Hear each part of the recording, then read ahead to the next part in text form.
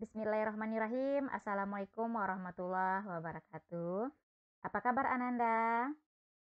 Kembali lagi bersama Bu Tati di layanan informasi bimbingan dan konseling, yaitu pada kesempatan kali ini kita akan membahas tentang cara belajar di sekolah yang baru.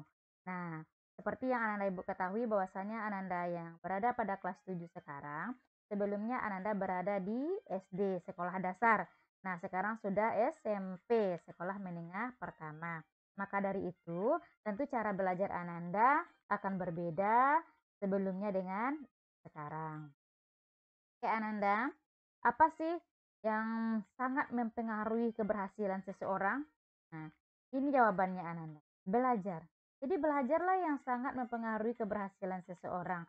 Nah, maka dari itu tujuan dari pembelajaran ini adalah bagaimana Ananda mengerti cara belajar di sekolah yang baru. Jadi akan berbeda cara belajar Ananda sebelumnya dengan yang sekarang. Dan Ibu harapkan gaya belajar Ananda setelah ini lebih maksimal dari sebelumnya. Oke, belajar di SD versus SMP. Ini ada perbedaannya ya. Ketika SD, Ananda akan diajar oleh satu orang guru kelas. Jadi dari awal sampai akhir kan gurunya cuma satu. Nah, sedangkan di SMP, Ananda akan diajar oleh guru sebanyak mata pelajaran. Guru IPA, beda lagi orangnya. Guru IPS, beda lagi orangnya. Matematik, dan begitu seterusnya. Akan berbeda, termasuk guru BK. Yang di SD nggak ada guru BK, di SMP ada guru BK-nya. Oke. Nah, kedua, pada fase ketika SD, Ananda masih pada fase banyak main ya, banyak main. Pokoknya main aja gitu, belajar main gitu. Pokoknya Ananda happy main gitu ya. Nah, sedangkan ketika Ananda SMP, itu fase Ananda sudah mulai serius karena masa transisi dari anak-anak menuju remaja. Ya. Belajar itu sendiri adalah suatu kegiatan yang ditandai adanya perubahan sikap pada seseorang. Pertama, perubahan pengetahuan. Perubahan pengetahuan ini maksudnya dari yang tidak tahu menjadi tahu. Yang sebelumnya mungkin Ananda tidak tahu bagaimana belajar di SMP, sekarang menjadi tahu. Atau sebelumnya Ananda tidak mengerti dengan materi tentang ASEAN, nah sekarang menjadi tahu. Yang kedua, perubahan sikap. Perubahan sikap ini Ananda dari yang tidak baik menjadi yang lebih baik. Ini perubahan sikap. Di belajar itu adanya perubahan tingkah laku. Yang ketiga, perubahan keterampilan. Yang sebelumnya mungkin Ananda tidak terampil, sekarang sudah terampil dan memiliki keterampilan. Tuh, di pengertian belajar itu sendiri. Hal yang perlu Ananda perhatikan saat PBM atau proses belajar mengajar nih Ananda ya. Yang pertama, menyiapkan diri sebelum guru masuk kelas. Ya, tunggu guru di dalam kelas. Jangan guru dulu masuk baru Ananda gitu ya. Jadi persiapkan diri dulu sebelum guru masuk kelas.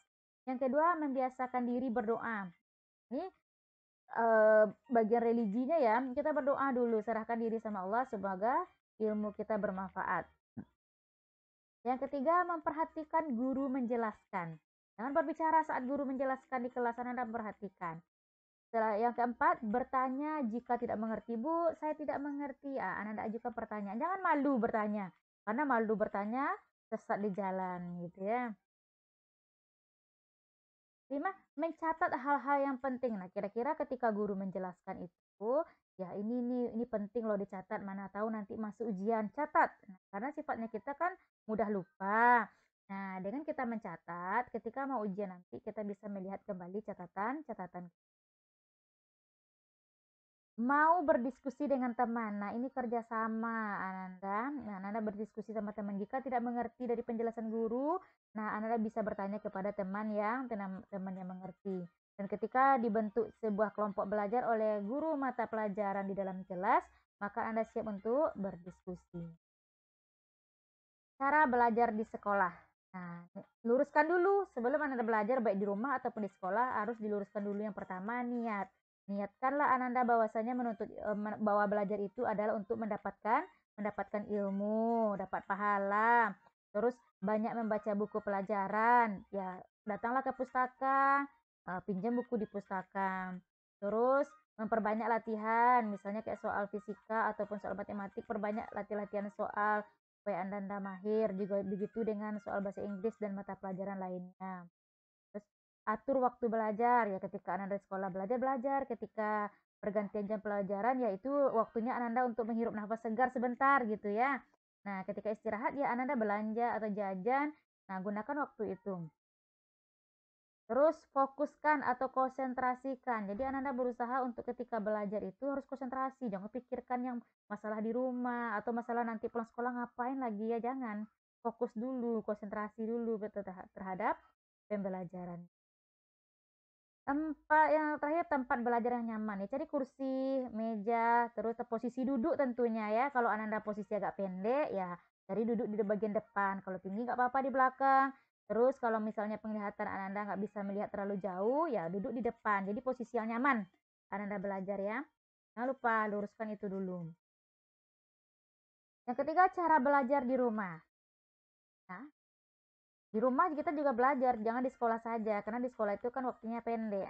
Nah, Anda di rumah juga perlu mengulang pelajaran atau menghafal. Misalnya pelajaran apa di sekolah tadi, ulang minimal satu mata pelajaran Anda ulang di rumah, luar biasa. Mengatur waktu belajar ya, mungkin setelah sholat maghrib atau malam menjelang tidur, Anda belajar dulu, Anda atur jadwalnya, dan Anda waktu itu harus Anda disiplinkan. Terus membuat catatan atau ringkasan, buatlah seperti yang Ibu sampaikan tadi. Pokoknya kita catat apa yang penting. Membaca dengan baik. Rajin membaca buku supaya Anda bisa membaca dengan baik. Mengerjakan latihan dan PR serta tugas-tugas. Jangan lupa pulang sekolah cek dulu apakah ada tugas, PR atau lain sebagainya, itu terlebih dahulu Anda kerjakan. Karena sekarang kondisi COVID Ananda, ya rata-rata kita lagi BDR ya. Nah, jadi BDR ini Ibu membagi tips untuk Ananda yang belajar dari rumah. Ya.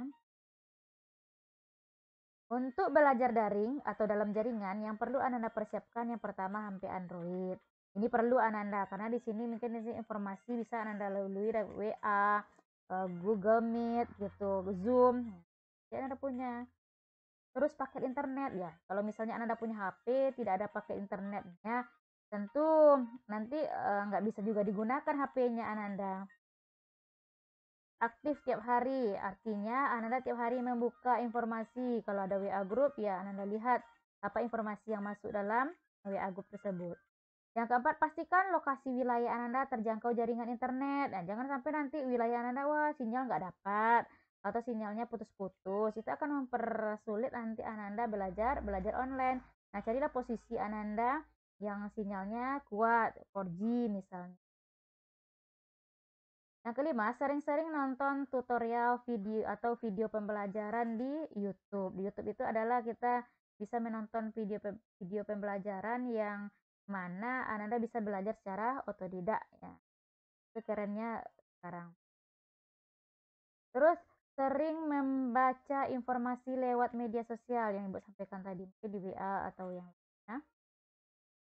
Itulah kira-kira tips yang Ibu berikan pada kesempatan kali ini. Semoga bisa Ananda pahami dan Ananda praktekkan. Terima kasih atas perhatian Ananda. Mudah-mudahan kita di lain waktu berjumpa lagi. Ibu sudahi dengan Assalamualaikum warahmatullahi wabarakatuh.